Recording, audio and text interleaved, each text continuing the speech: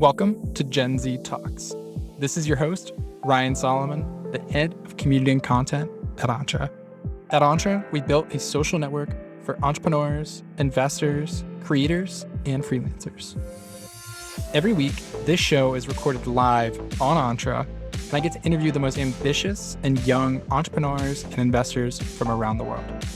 And if you'd like to be a part of our next episode of GenZ Talks, maybe even get to come up on stage and ask a question, make sure to head over to joinentra.com and register for GenZ Talks. Now that that's out of the way, it's time to kick things off. Let's go. Super cool to have you guys in. And to kick things off, GenZ Talks Creator Economy Part 2. I'm super excited for it. I'm going to have Rachel give a little introduction about herself, and then Collin give a little introduction for herself, and then I have some questions prepared, and then probably maybe a little bit like 20 till 9 or so. Anyone who's in the audience who wants to come up and join, you can either drop a message in the in-room chat with a question, or if you want to come up on stage and ask it, you're welcome to come up and ask as well. So Rachel, welcome. Yeah, thank you so much for having me. Again, my name is Rachel Maeng. I'm the co-founder and CEO of Loop Agency. We're an influencer agency representing creators, professional athletes, and student athletes. A couple of our verticals are talent and brand management, ventures, events, and also sports. Absolutely amazing. Amazing. And Collin? What's up, everyone? Nice to be here. Thank you, Ryan and Michael. My name is Collin Castrina. I have over 400,000 followers on TikTok. Have a podcast agency, worked with Alexis Wren, and then Sabretooth Media with clients such as Ed Milet, Conor McGregor, Panda Express, and more. Absolutely love both of these. So you can tell both of them are pretty tapped into the creator economy space. First, I kind of wanted to ask both of you what your, I don't want to say founding a story, because I feel like, I guess kind of how you got into the space and then where you got to where you are today. Rachel, if you want to start us off. Yeah. So I actually came from the professional sports world per se. I used to be a front office worker. And then in 2020, I actually was signed with TikTok for their Learn on TikTok program as an official partner. Very quickly realized that that was not my forte on that side of the camera. I'm definitely more of like a business person. So through all the connections I had, just being a creator and also just kind of being in that industry, I kind of made that transition into being a manager. And from there, just the company grew so much. We brought on some co-founders, and now we started Blue Agency. That's awesome. Love it. And Collin, your introduction? So in middle school, I started on Vine because I was really interested in creating content. So it seemed to be really fun. I would always hang out with my friend. We'd record videos, post it, see what happened. And then a couple years down the line, I was older. I was like, oh, TikTok looks really cool. So started on TikTok posting, and those videos got a lot of traction. And it's kind of led me to where I am today, which is allowed me to make money via social media and TikTok. Did you want to touch a little bit on Sabretooth and how that became a thing? Yeah, so my friend and I, Ryan Meyer, who's a cool guy also in the Entra environment as well. We started Sabretooth Media out of the idea of Brand Deals IO, of creating a platform where creators and brands could come together on one central platform and meet up together and have open conversations and get deals done. But we thought, hey, there'd be too much to build for that, and that's not something we're so interested in. So we kind of thought of the agency route, and then also shifting into more consulting, where we're going to help brands with TikTok and help them blow up. Absolutely a great spot to be. So both of you have kind of worked on that brand/client side of things, and also a little dabble on the creator side of things. Myself, for a little bit of background, I'm also creating content for Entra's TikTok. And then on this side, I'm also doing just paid promotional content with companies like Index Ventures and also like Step, mainly to just get some side hustle money coming in. So it's definitely a really, really incredible space to be in, just the creator economy as a whole. And there's so many people that are making passive income doing it. One of the things that I wanted to ask is, whenever you started kind of both of you getting into the agency side of things, what kind of advice would you have given yourself when you had first started? Because I know a lot of people that want to get into the influencer management space as a whole. What kind of advice would you give yourself when you first started you wish you would have known?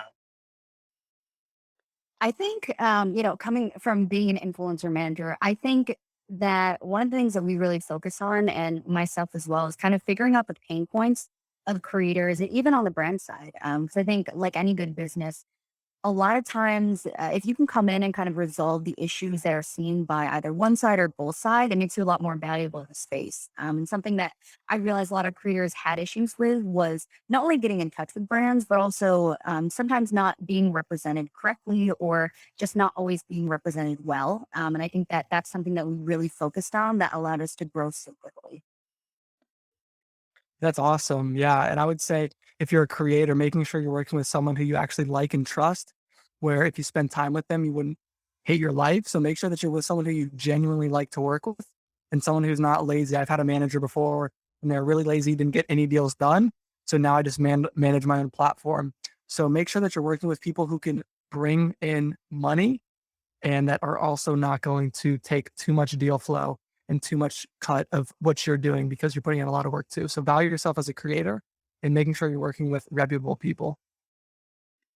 It's like I wanted to ask both of you is whenever you're kind of building out these agencies and these pipelines, um, are you getting your creators on board with you first and then reaching out to brand and saying, hey, I have all these creators? Or are you kind of like finding a brand and saying, hey, I'll get the creators you need for that, at least for whenever you get started? Because I know, Rachel, you kind of already had your creators on lock. But whenever you were first getting started, was it just like, what was that process like? Yeah, it was actually kind of both. Like I said, I was a creator previously, so I did have quite a lot of creators I knew in the space, and I knew some of their pain points. So it was a good conversation starter. But on the brand side, even, I've worked with different brands, and like I said, I was in professional sports, and there were a lot of brands that we had worked with that I had already had contact with, or just individuals I had met along the way that had kind of been in that marketing side. So I think at any point, whether it's you come from the influencer side, the brand side, or really anything you do, like someone always knows someone and they can always kind of put that connection together. And I think, you don't have to focus necessarily on either. I think you'll be able to find contacts in both spaces. For sure. And I would say the creator economy and how small the creator space is. Once you look behind the curtain, if you're someone right now in the audience and you have a business and you're like, how do I get involved with TikTok? How do I find creators? If you just shoot them a DM and you just act like a genuine person, you're not sending those huge, long, great wall of gray, and you're just actually being a human with them, you can find content creators for your business and you can make it happen if you just realize like, this is just another person. They're here to help me. They're very interested in making something happen. So being human with creators, you'll be tapped in. Like, for example, Ryan has done an incredible job at this because he's really relatable and well going with content creators. So he's been able to get discounts with people that he's worked with, build really strong relationships with them. So if you treat creators like someone you can build a relationship with and make it sure it's long term, you're going to save money on your deals and also get content creators for your business. Absolutely. I have a rule. Anytime I talk to a creator, I always bullshit for at least 10 minutes. And it honestly, it's also just part of my personality. For anyone who has never had a call with me, I just love talking to people. And to that point, my Calendly is in my bio. If you do want to chat, I'm happy to talk to anyone in the entre community. But that's one of the things that I've definitely learned that Collin touched on is like building authentic, real relationships with creators. I'm sure both of you guys have done stuff similar in actually trying to help those creators outside of the specific brand deal. Like, for example, Collin, his co-founder of Sabretooth, is one of my best friends, or my friend Michael Sakan. I've had calls with him just about how to monetize better, totally outside of the work that we're doing together. Or even people like, who was I going to say, or Sandy Lynn, who was creating a platform called Small Business Tips. And myself and Michael had a call with her about like how to use no code tools to build out a platform. Just doing the things that are like outside of your actual scope of work goes such a long way when you're talking to creators. Or Gerardo Perez, I saw somebody tweet about like a content position. I forget what company it was for, but I just sent it to him. He's like, yo, dude, you should 100% apply. Okay. You know, doing those little things go a long way.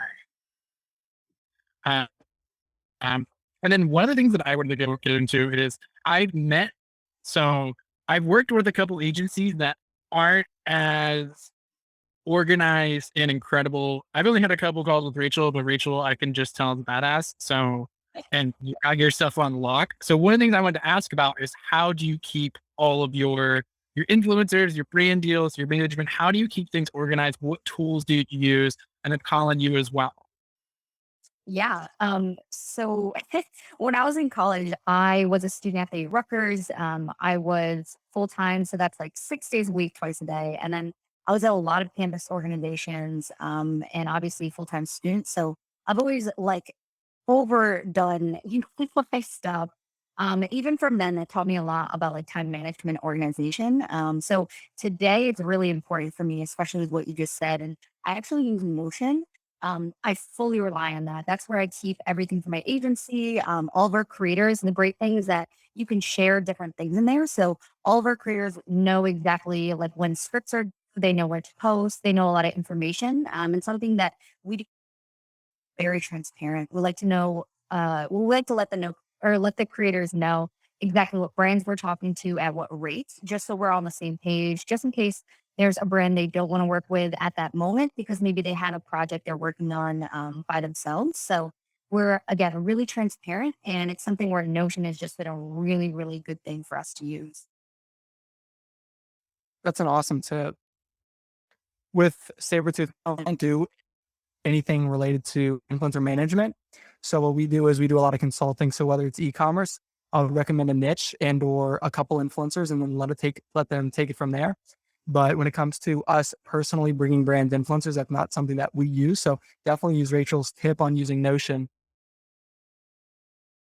I absolutely love Notion myself too. It is so cool. I feel like you can honestly over organize yourself in Notion, low key, but it's kind of great. It's funny because I literally have my quick. Oh, we lost Rachel. We'll see if she pops back in. I was about to say, I literally have the questions for tonight's event on my Notion doc, which helps keep everything organized. Definitely a big fan of Notion. And also Airtable is a really great tool for influencer management as well.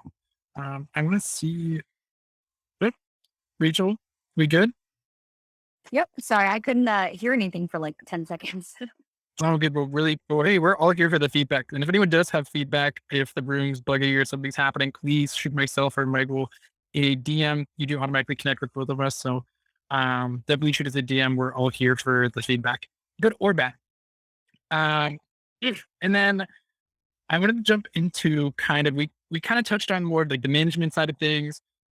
To get more into the creator side of things is if let's say today they said, I want to be a content creator and start monetizing, um, what is my first steps to doing that? Like, what kind of advice would you give to someone who is like kind of, I don't want to say brand new, who is, not a clue what they're doing, but if someone is like, I'm going to become a TikTok creator today, or I'm going to just be a content creator as a whole today, what kind of advice would you give them? Maybe a couple bullet points. Yeah, I think just like any just like any marketing strategy, you want to do your research and you always want to look at the competition too, because a lot of times the people that are on top in your industry, like that's a good kind of roadmap and gives you a good idea of what does work in that area. And then also sometimes you can find some pain points in whomever is at the top where you start to do something that's similar but a little bit different. So I think for any creator that wants to start out, whether they're like educational or even entertainment, try to figure out what's going really well in that industry and what creators are doing really well, and maybe try to use some of their strategies, but then set yourself apart a little bit as well to make yourself stand out. Yeah, that's definitely an awesome tip and something that I recommend to people is think about like genuinely why are you special and why should people care? And if you're scrolling, would you watch your own videos? Because a lot of people judge other people's videos, but they never flip the mirror and they're like, hey, you know what? My stuff sucks. So it's okay to be a little bit harsh on yourself and look at your content and say, hey, I'm getting 100 views for a reason. How can I get 200? How can I increase my average views? So that's looking at your watch time, signing in on desktop and seeing the percentage of people that are watching through your entire video, where I'll hop into accounts and see that people are watching 3% of their video and you make a couple tweaks. And let's say you're subtracting zero point 0.3 seconds off some of your clips. And now your watch time is 23, 25, 30, 45%. It's those little changes within your content after you get going. So that's like a little bit deeper into it after you've played around with it for a little.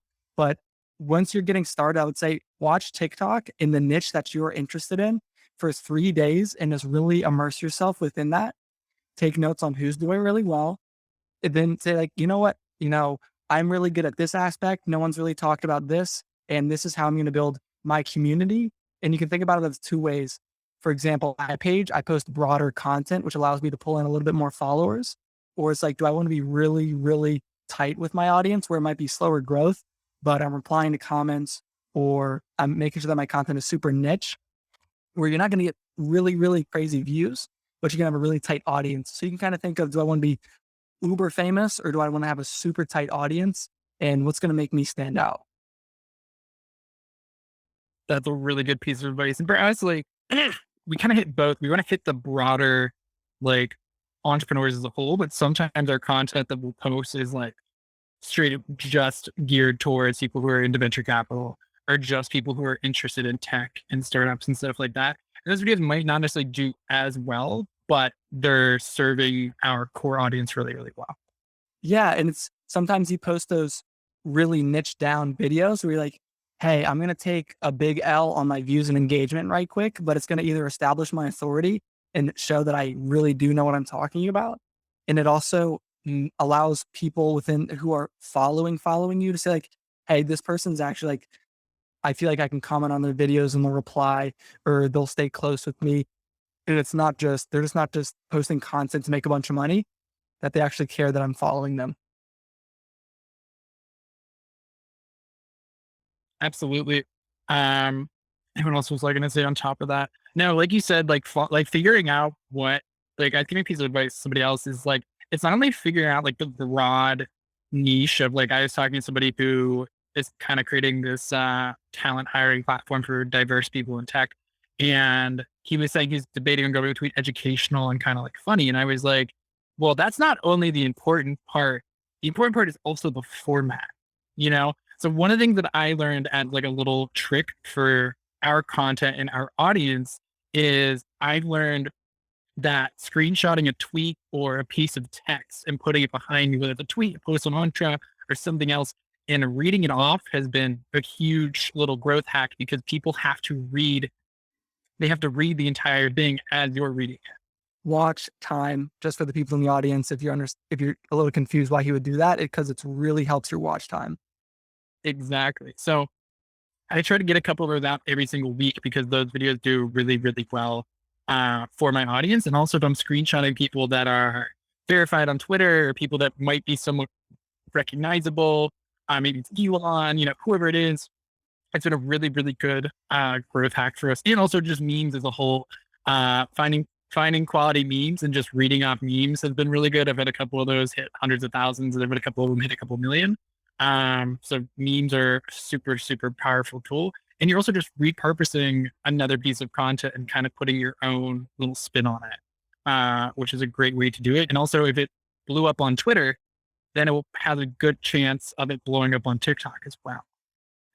Yeah, I would agree. I think, a lot of my careers, I think some of their biggest videos, even Matt Grigio, like he talks about things that people recognize and they like know and they understand. And he kind of demystifies them. But a lot of creators too, like you said, will take a tweet from like Elon Musk or just like a really recognizable meme and kind of use it in the background, talk about it. I know some creators are even doing where they're playing videos like in the background of their TikTok, of their Instagram reel. And it's something that like people recognize and will comment on. And again, it's like the watch time, it's the engagement. So there's even like little things like that, or even reading your analytics from your TikTok or your Instagram to see how well all the things that you're trying out are actually doing. Absolutely. To that point, even just experimenting, you know, like I didn't know that this Twitter thing worked until I put out a bunch of different things. And then once a couple of them started hitting, I was like, oh, you know what? We should probably do some more of this.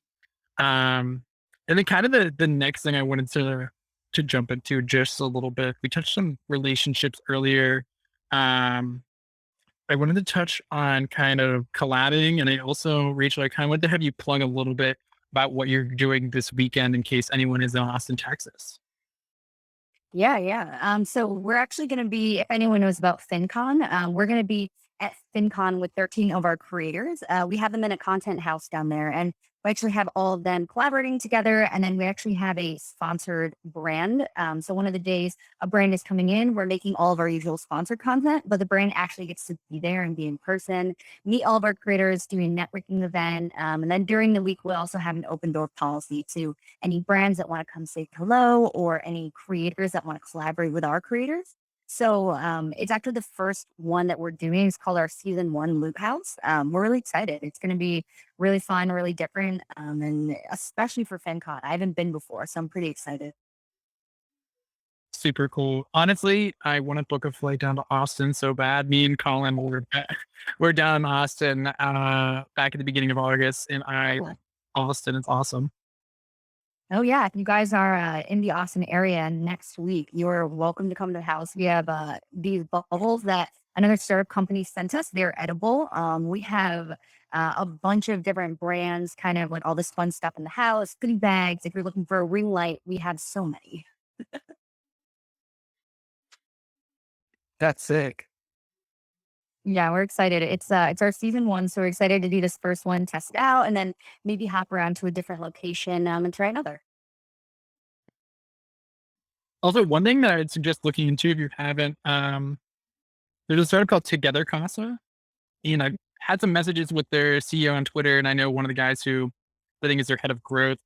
Um, they're putting together these houses, like kind of like content houses, but they don't necessarily have to be content. They could be like, we're having a tech house. This is all developers. But this is a house of all people who are in sales or all people who love yoga. It can honestly be anything, but content houses are like kind of what everybody knows.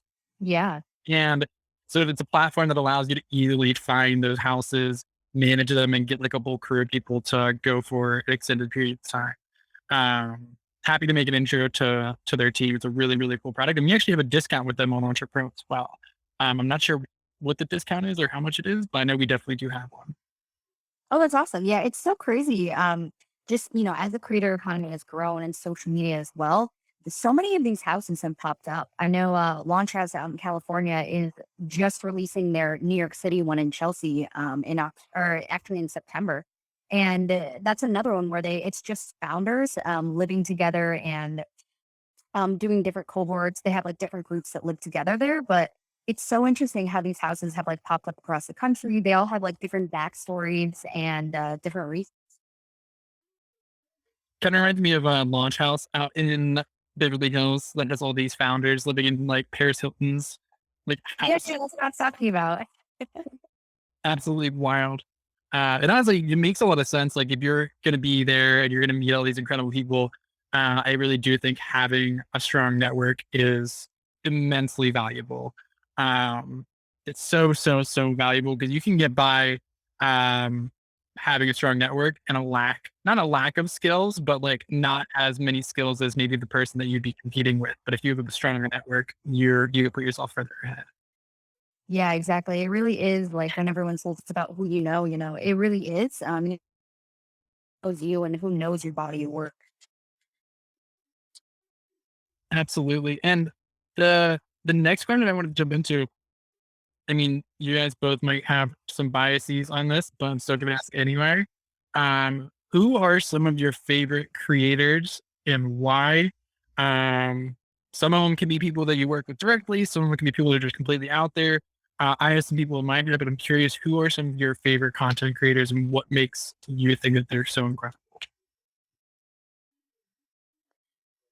Yeah, I think just in general, I could play favorites all day because I have so many creators. But I think in general, for me, what makes a really great creator is someone that's very authentic and very genuine, really easy to work with.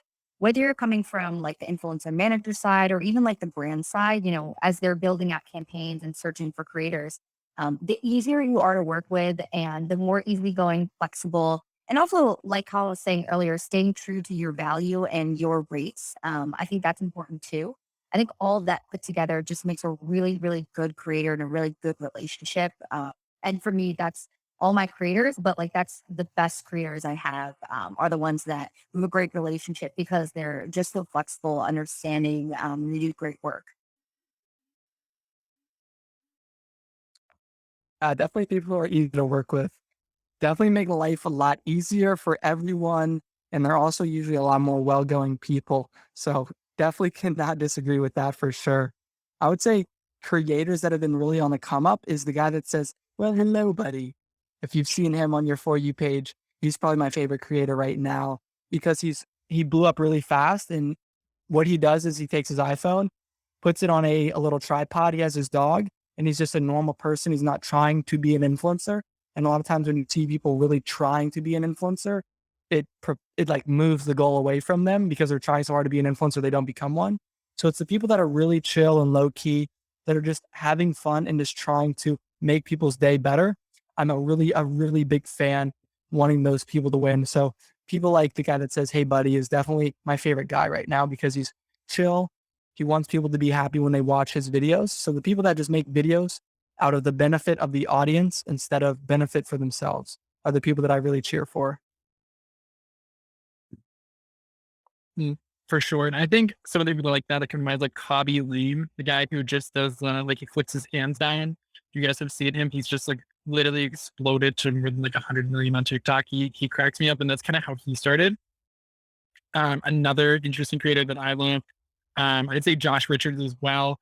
Obviously, he's like kind of, I don't want to say untouchable, but like so far out there, I guess is the way of putting it. But I also appreciate that he's also business minded as well. He's more than just a content creator. Him and both the Paul brothers as well. And then another content creator that I'm friends with is Tejas Huller. He makes very like authentic, raw videos of his life where he's just like, so today I'm stressing the hell out because I questioning whether I should have dropped out of college or not. And now one part of me wishes I wouldn't have dropped out. And he just talks about that. Um, which I think is really, really cool. So I think Tejas, the Paul brothers, Josh Richards, and then obviously Collin, because Collin's a big supporter of the entre community. And my boy Graham, who's in the audience. If you don't follow Graham Billington on TikTok, you definitely should. He's Graham, I'm not sure if you're 99K or 100, if you crossed 100. But if you're into tech software, definitely follow Graham on TikTok. Oh, a little shout out. There we go. Absolutely. And if anyone does, we're about, let's see here, chat, are we looking at a little bit halfway through. If anyone in the audience does have questions for the panelists up here on stage, or does want to join in the discussion, please hit the little raise hand button down at the bottom. And I know that you want to come up on stage, and I can bring you up here in a bit. Bring up Sean, bring you up speaker. What's up? What's up? How are we? Doing good. Welcome, Sean. Appreciate it. Appreciate it. So, Rachel, I got a question for you. You said that you work with student athletes, right? Yeah. How is that? I'm genuinely curious. Yeah, I know. The NIL space is one of the brands I was working with quoted the other day it as the wild, wild west. It genuinely is. Even when I was back in college, we always were talking about the NIL space, but it really wasn't until obviously this July that they launched and they gave student athletes the ability to make money off their likeness. It is such a new space, and you can get really, really creative, and that's the good thing. The thing that's kind of hard is that it's not as regulated by the NCAA. So a lot of colleges are working really hard to make sure any brand deal is approved through them. They're trying to look at them a little bit. So there's goods and bads to it. And I think that having relationships in the sports industry, whether it be with like the student athletes that I went to my college, or even just like over time having, relationships with the colleges, it's made it a lot easier. But it is something that's still like constantly being built out today. Yeah, absolutely. Funny backstory. I'm actually one of the student athletes who ended up pushing the bill through to the final board in the NCAA to secure name, image, and likeness rights for student athletes. So That's awesome. Congrats. Are you on SAC at your school? yeah. No, I was the SAC president for the South region in NCAA.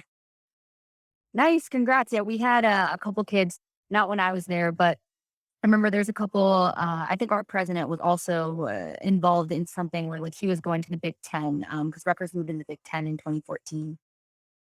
Yeah, no, but overall, it's been a crazy experience, and I'm so bummed because I just graduated. Like, Oh, hasn't improved it. It is right now. I work with them now. It's so funny. I'll be like, yeah, you guys are lucky. Like, be happy that you can make money off this because I couldn't when I was in school. Right? Oh my gosh. Did you end up playing the sport? Yeah. So I was recruited to Rutgers for women's rowing. Oh, okay. Rolling. Oh, no Yeah. way. Yeah. Yeah. Well, I was a coxswain. So I was the inaugural class for for the Big Ten. So that in itself was like a really cool experience to go through as well. No, that's a must know. No, I want to understand. I just really want to hear how that all was playing on everything. Yeah, I mean, it's an amazing opportunity for them. I think that brands even so like I went to Rutgers and obviously I talked to a lot of the student athletes there, even the surrounding schools like Fordham and just kind of walk them through the do's and don'ts. We actually have a course that launches in a number of schools as well, where I actually talk a little bit more about, for coming from the influencer side of making sure that creators protect themselves and student athletes when they're signing like copyrights, when they're signing licensing, and also like setting their own rates, just being really careful. And I think that that's going to be a really big space coming up. And I think with the universities as well, SAC and the athletic department, they're going to be slowly rolling out these programs to kind of teach and coach their student athletes so they're making the right decisions. No, 100%. One of the difficult things that we really had to push though, when we were actually getting into that, which is ironic that a lot of people are worried about it, but our real push was actually to completely limit the NCAA's ability, like an overall grip on their ability, just oversee everything the athletes do. Right? They can with likeness, but yeah, hopefully it all works out with the student athletes and being able to somehow find a safe way to secure deals without needing, to hire a manager and stuff like that. Yeah, no, definitely. And I think you guys did a great job because again, like colleges, even at Rutgers, the brands want to reach out to the athletes. And the first thing they do is go to the athletic department. And as you know, the athletic department can't actually be involved in the negotiations. So it pretty much stops there. So it does kind of, limit deals, which in a good way, it could limit some bad ones. And I think, as time goes on, as everyone figures out the space, you'll definitely see a rise in more athletes taking advantage and learning a little bit more. No, 100%. But it's definitely exciting, and I'm happy to hear that it's going somewhat well. So Yeah. I definitely love stay in touch and hear how it all plays out. Yeah, of course. College athletes monetizing is a huge, hugely interesting space. Um, there's so, especially I think Barstool absolutely killed it, just making everyone be a Barstool athlete. They see in all these bios of all these like young college athletes, even if they're not like at a top tier school, they're not at a necessarily even D1, or maybe they're not even a Big Ten SEC, but like they just got everybody to be a Barstool athlete, which is wild. It's very interesting too because the Barstool obviously has ties to betting. And I don't know if you've seen, but a couple colleges have started to restrict their athletes from actually working with Barstool because of that. And obviously, NCAA rule is that student athletes can't work in any sort of betting environment and anything to do with that. So it's like I said, the NIL space is a really, really interesting one that's growing out every day. So like if anyone follows it, or even if you fall on the creator side, you're going to see like this surgence of student athletes trying to get these deals, student athletes trying to like get into the space. So it's definitely interesting. And actually, one of my friends became the first NCAA personal branding coach right before it that deal went through.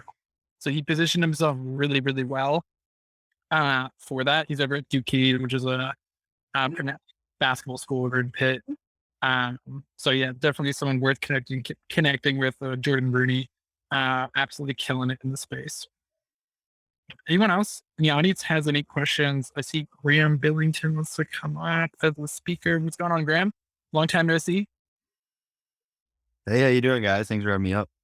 Absolutely.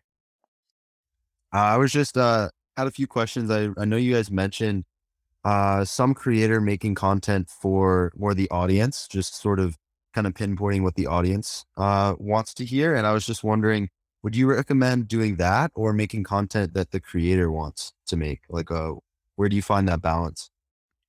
hopefully what you're making makes you happy as well as the audience. But at the end of the day, if you're trying to do TikTok or social media for a living and, actually make it big, if you're making videos that you like and you're optimizing everything, but the videos are flopping, you might want to be a little unhappy and make videos that other people like. Because if your videos are fully optimized, but they are still flopping, you might be talking about a subject matter that people are not interested in. But I would say that try to make videos that you like in a manner that the audience does like. So make yourself happy in a way that's also going to appeal to the audience. So unless you're not talking about anything crazy or doing anything super weird, people should be pretty happy with what you're making, assuming, it looks professional, looks good, your audio is good, and you're making sure that your videos are optimized, you have good hooks, etc. If that answers your question, great. If not, let me know. Yeah, that's great advice. Thank you, Colin. And I just had another quick question. For either of you guys, actually, how would you advise a creator that only has a little bit of time per day to make content? Like, how do you kind of find that creation balance? Ooh, I would say batch your content.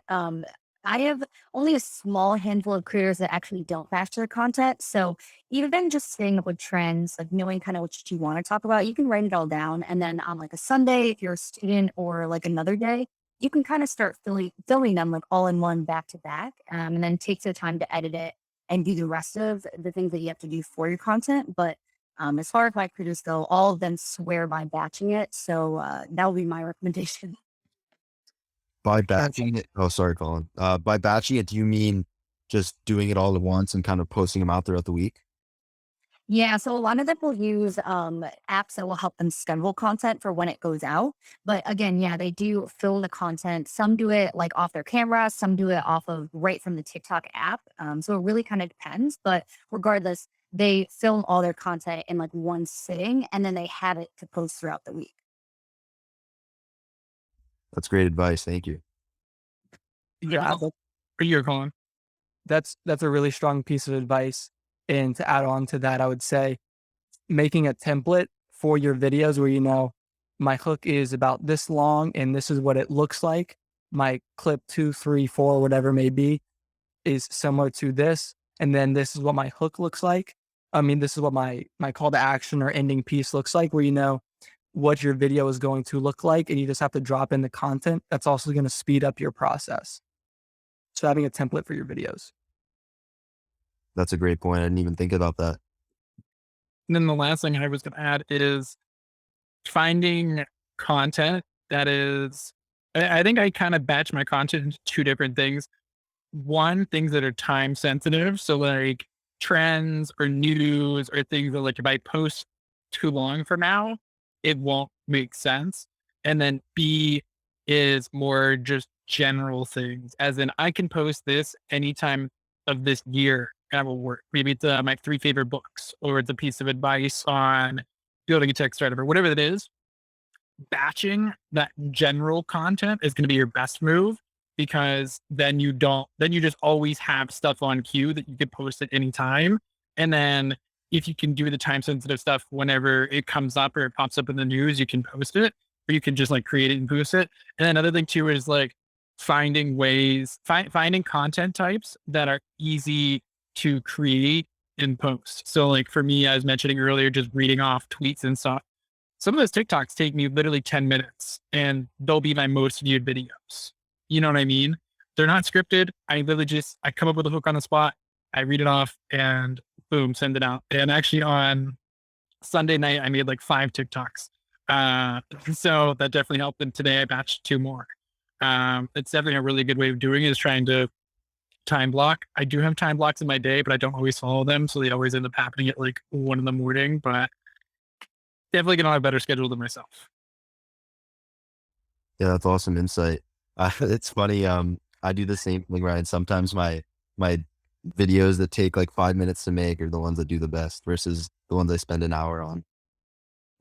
Dude, I 100% agree with that. Like, it's honestly kind of upsetting too, because like you'll just like throw it out there thinking it's like kind of crap, but then it just like does really well. And the one that you put in like a lot of like thought process, maybe you scripted it or whatever, it just like totally flops. So, but I feel you 100%. I see. Oh, Grim, still nice. No, that's all I had. I'm gonna jump back into the audience. Thank you for having me up. Absolutely. Much appreciated. We got Raphael. Raphael, welcome. I see you're a content creator. Yep. Thanks for having me. I wanted to give one of my answers for Graham. So I guess like I've Instagram page that I pretty much post almost every day. And still working a full-time job through that, and starting a like more hour demanding full-time job now. But what helped me consistently get this up and find the time for it was, for one thing, having like the staple content, which is where like whether the audience knows it or not, I have like a certain thing I post on Sunday, a certain thing on Saturday, and a certain thing on Monday. And then the other days are just kind of like memes, just like any memes. But I would say that having like the stable content makes it easier to plan, I guess. So you don't feel like you're always scrambling, because that was kind of an issue in the beginning. And I think, Ryan, I think what you said, it kind of went along with that, with having the content you can push out anytime. That helps. So like having like my memes on deck in case I can't think of anything for that day, or if it's kind of a slow day. I guess just preparing, I guess bottom line, just like preparing whatever you can ahead of time, and then it makes the thinking on your feet a lot easier. Dude, for sure. I feel it a lot. And also memes. Memes are super powerful. Like I saw your post like a couple days ago about how you've been just doing a lot of memes recently. Super, super powerful. If you have someone that can create really good memes, it's actually funny. This week we actually made a meme Slack channel. Because they do take time and they take a lot of creativity. So, but it's really funny because our devs whipped up like 5 memes so fast in that channel, and I was actually kind of baffled. I see Facundo's in the room right now, so he knows what I'm talking about. Like these memes like firing off out of nowhere, and there was like literally a CTO and some really devs were just firing off all these memes. It's a really, really powerful thing to do. And also even being like strategic with the memes too, is really smart. We got one that we're going to put one on Twitter here soon. And I think it's got some chance of virality. So hopefully it does really well. But yeah, definitely memes are really, really powerful. Collin, Rachel, you have anything else to add to Raphael's comment/question? Yo, Raphael, what do you use for memes, by the way? For mine, I was using Adobe whatever the orange one is. I was using that one for a bit. I think it's Illustrator. Yeah, I was using Illustrator for a bit. Just because of the style I was using, it was easy to do on a computer. But now it's all on my phone, using Photoshop Mix. It's like the mobile version. Really quick, easy to add stuff. Even if you have to like make transparent PNGs, you can just upload to your Creative Cloud and you've got it all right there. So Photoshop. You're actually making custom memes. You're not using like a meme creator or anything like Pinata Farms or Pneumatic or something like that.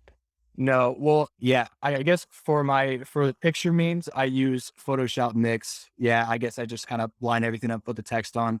Nice. For the ones that use like text tracking, where you're kind of like putting labels on like movie characters or something, for that I use Hit Film Pro. I got it years ago when I was doing like more YouTube stuff. And it was nice to just like one time payment, but it's still fully featured. Like I still do green screen. Similar, it's like an equivalent to Premiere Pro. So Hit Film Pro is what I use for videos. But yeah, like I think I tried the Pinata Farm, and it's good stuff. But I think like I just didn't like the watermark there. It was like I'll like take some more time to just like make it look. Yeah, I feel that. Something we've been using, Michael touched on, was Mematic and also Pinata Farms. Pinata Farms is pretty sweet. It's like TikTok, but clips of movies, TV shows, music videos. and you can add text and face shots on top of things. So like, for example, if there was like a clip of like the Power Rangers all putting their GenZ and like raising them up, celebrating or something, I could put like my face, Colin's face, Rachel's face, and Michael's face, and Raphael's face on the heads of all of the Power Rangers, like super easily. It's really, really cool tool for me. Yeah, that was that was pretty much the styles of like my logger form ones. I had if I don't know if you guys have seen the 2017 Mummy with Tom Cruise. I had one that I did with that, and like the mummy was like labeled like Golf GF or something like that, and the video did really well. It got I think like 5K views, which was my most so far. But like I noticed like those type of videos, I think it might just be like the familiarity in the video, and it looks good because it's a movie. And then just having it related to your niche audience. I think that's just why it does really well. Like I like Friday Beers did an extremely good job of that. A lot of finance Twitter meme accounts do it really well. Friday Beers have been killing it. They just popped out of it's so simple, and it's such a simple thing. For anyone who doesn't know Friday Beers, they literally just have the words Friday Beers with a cool font, and they just post collages on Instagram. For me, I literally just pulled the Instagram as we're talking. They literally just post collages of like just different iconic movie scenes and other things. Like it's so simple. These are we could find. Yeah, let me find. Here it is. Let's create share real fast. Boom, boom. I have a million tabs. Don't judge me too much.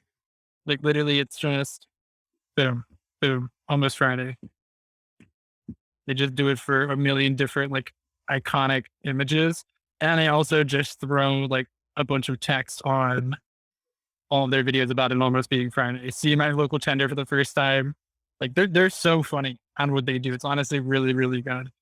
They just popped up literally out of nowhere. So they've been doing the meme game really, really strong. Definitely a company to maybe they're not the same niche as you, but mimic the format, you know? Yeah, I mean that's pretty much what I did with my like fitness because like there was because there were even like there's a page like that that's straight up for people that do coke. Like there's people do coke, people that like beer. I think there was a Tuesday Tendies, which is like stocks, but straight up like that was part of the reason why I straight up just called my page Monday Iron. I'm like, there's nothing for like fitness pages. I like this style, and so I just kind of ran with it. Dude, it's definitely a good way of doing, and like we had touched on it earlier, is connecting with other, what's it called? Other accounts that are bigger that kind of relate. What I would even do is find a friend and have them send your memes to bigger meme accounts. Like, yo, you should post this and tag them. And then they'll post it, tag you, and then you just keep doing that. It's like a little bird. Yeah, and that was something that was interesting that started happening once they started doing like the fitness memes. Like, I didn't realize how many like, I guess like the people behind like the bigger accounts were like just like great guys. Like I think after a couple of months, even like the newer accounts were all just like in one group chat on Instagram. So I think like that's something that like sometimes it just happens by chance, but like having like a group chat or like finding a way to get connected with, you know, not really competitors, but like your peers, I guess, your peers, content creators. And you kind of like, you help each other out, but without making it seem like obvious, or really just because we all like genuinely and enjoy each other's content, but like kind of building that network just by doing what you do is pretty interesting that I've seen. Definitely a good move. I know I'm in some group chats on a bunch of different platforms with people that are tangentially related. I see Graham just popped up. Graham, what's up? Yeah, I just wanted to touch on that point about getting connected with sort of your peers. I know for TikTok, we made a Tech Talk Slack channel for all the tech creators. And there's like some like 50 or 60 tech creators in this Slack, and we all just share tips, just share all our knowledge that we've gained. And it's really helpful because I can just kind of throw a message in there and see who responds and see what insights other people have. So it's definitely a great move if you don't have that at the moment. Should definitely slid me in there, Graham. That would be much appreciated, my guy. Yeah, I got you. I got you. Really appreciate it. I'm in way too many Slack channels of Discord servers. It's getting really gross, but like we're dealing with it.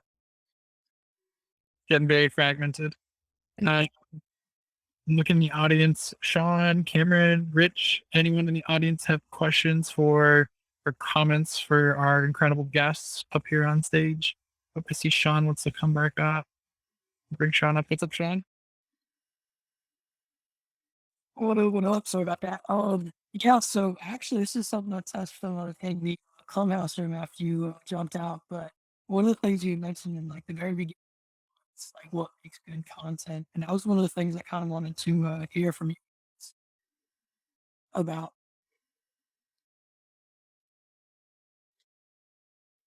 What about it? Like, what makes a good piece of content good, quote unquote? I think your audience will tell you after you posted multiple times. Like, let's say you posted 10 plus times and you're getting 100 views. You can look in and see, my watch time is really low. So let's test number one. Let's start with the very beginning of my videos, which is the hook.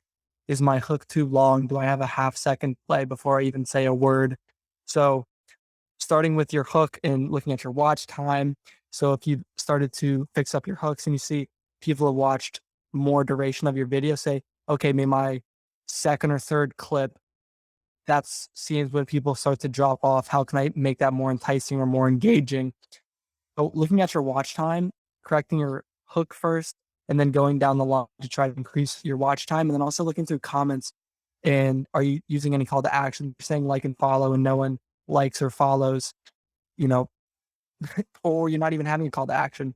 So try to entice people to engage with your content, see if they do or don't, and then really read your audience. And if there's nothing to read, that means that the content that you're posting, you need to spice it up and test different styles. I have a question. Do you mean more like how do you evaluate good content once it's out there, or like knowing it's good while you're like in the studio, so to speak, I guess? Great question. Honestly, I didn't really think about the question too much. Honestly, Oh, it's okay. like, My bad. everyone's like, oh, everyone in good content. And I would say, honestly, the audience will tell you. Yeah, 100%. Does anybody have like anything to say that on top of audience? For me, I know a big thing that Colin mentioned was the half a second delay before you start talking. Like I always make sure all my clips are trimmed down to only when I'm talking, so I keep the video really fast paced. Because every kind of cut in the video where I start talking about a different thing or it's a different sentence, that always just keeps their attention going, or it keeps them kind of engaged in the video. And I've also noticed like if for me, I talk a lot about informational stuff, so I always like to mix in a joke here and there, laughs going, just try and make it not so information heavy if I can. Or too predictable. That's wild, man. Like, I'm not a content creator, probably could never be, but it sounds like just picking weeds. Like, it's so tedious trying to figure out all these little like tricks inside of tricks. Like, oh, that's wild. No, I really appreciate It's all trial and error. That's what I've learned. it. Well, Sean, you're killing it. For those who don't know, Sean has put on these events in the background. So Sean's been an absolute G on the event scheduling. So all the events that are in the calendar is because my man Sean. So you're actually killing on that front. I think you could be a content creator. I feel like you're pretty authentic. You'd probably kill it. I talk too much, dog. too fast, too much. But I think we're coming up on time. We have 3 minutes left. I want to be very cautious of both Colin and Rachel's time. So I kind of want to ask for both of you to give kind of like a wise words of wisdom or your 2 cents that you think people could walk away with I don't know, any kind of piece of advice you wish you would have known before, whether it's generally about being a content creator or a manager. Honestly, this can be as open as you want it to be. Rachel, I'll start. Yeah, I think as far as advice goes, it would be kind of to either creators and also to brands. Like how I was saying before, like creators, brands, like we're all people. So if you're a brand and you're looking to start getting into the creator economy, to start utilizing creators in actually promoting your content or even potentially getting an influencer in residence, like on your board, just reach out. It's super easy and everyone is super, super helpful. And even content creators too, like if there's a brand you want to work with, try to find their contact information, try to find someone that works at the company. You can reach out. There's absolutely nothing wrong. I think that something we've touched on a lot is relationships. So use the relationships that you have as well.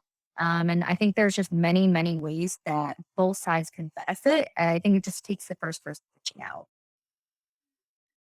Yeah, definitely. That's awesome. And I would say that feel free to reach out to content creators because they're more on your side than you might believe. And if you need a creator for your business, just hit them up on DM, pretend like act like they're a normal person. And with your own content, don't be afraid to be very critical of it because that's the only way that you're going to grow. Because without being uncomfortable, you're never going to grow. You're just going to be posting bad content. So feel free to tear up your content. I tear up mine, but that's the best way to make sure that you're trying to get where you want to be. Great advice, guys. I love the advice. I love the vibe. I love the energy. On that. I like the point on reaching out if you're a creator. I know. So in lockdown, when I couldn't get a job and I was like, oh, I need some money, I would literally scroll through Product Hunt. Since I'm a tech channel, I would just DM or email all these different brands. Like I think I was doing 10 brands a day at one time. And I would just see like, hey, let me make you a video. This is my price. Like, let's make something happen. And that's how I got rolling in the early days, even though it's still early. But it's a great point, Rachel.